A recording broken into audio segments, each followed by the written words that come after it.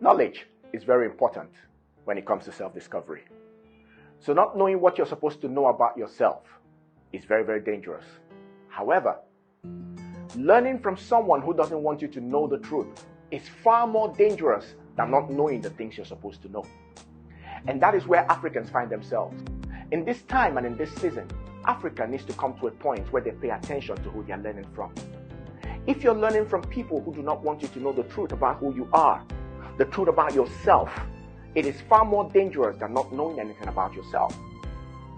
We are being taught in our schools, in our churches, in our mosques by people who don't want us to know the truth about ourselves.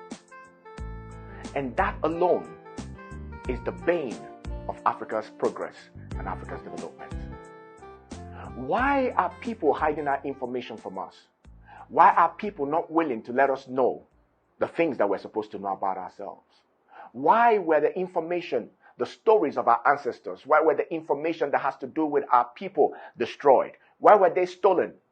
And why is it that the people that stole this content are unwilling to release it? Some of the times they even deny that these things exist. It means that there is something they are hiding. It means that very clearly they are lying to us. Now the question that we're not asking ourselves is, why is it that the people that stole this content are unwilling to release them? Why have we come to a point where we're even being taught in our schools that the African ancestors and the African society did not have writings and that there were no contents except what was transferred orally?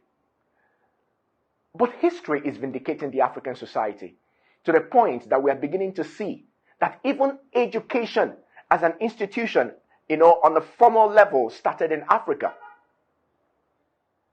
Why are the contents being hidden from the African? This is a lesson to every African and a warning to all of us that we need to pay attention to some of these realities. Why are the information that should reflect our society for what it truly was being hidden or stolen from us?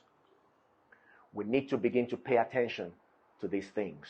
We need to ask questions. We need to take some of the things we've been receiving as learning with a lot of reservation. We need to ask very hard questions.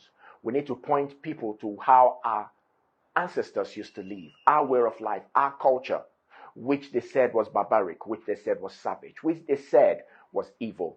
We need to come to a point where we begin to ask very, very, very fundamental questions so that we can truly rediscover ourselves. If there's nothing you take away from this conversation, remember that it is far more dangerous to learn from someone who doesn't want you to know the truth than not knowing anything about yourself at all. Warm greetings to you.